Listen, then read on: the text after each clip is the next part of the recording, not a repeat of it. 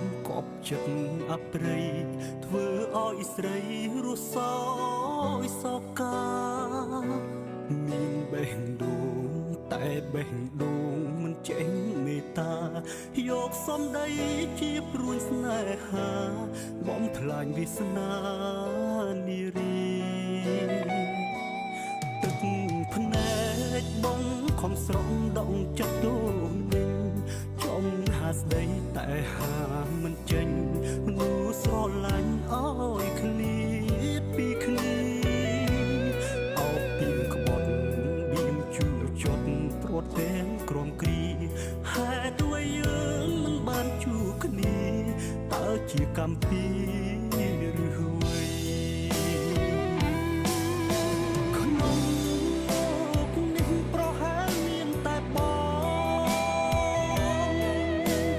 ដែលព្រមឈឺចាប់ណាចរណៃអោបឈ្មោះក្បត់ព្រាត់មនុស្សស្រឡាញ់ស្ទើរខ្សែ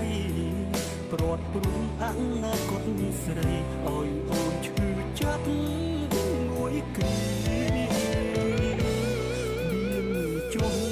បើស្មយល់ថាបងសាវ៉ាតែចង់ប្រាប់មនុស្សក្នុងលោកកាថាប្រុសម្នាក់នេះស្មោះ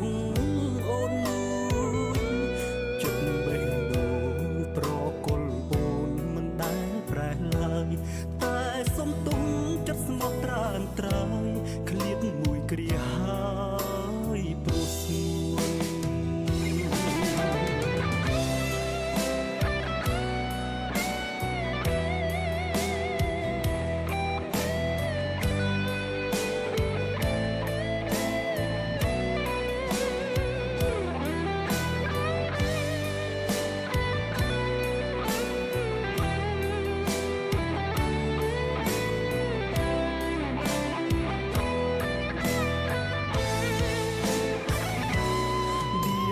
ចុះ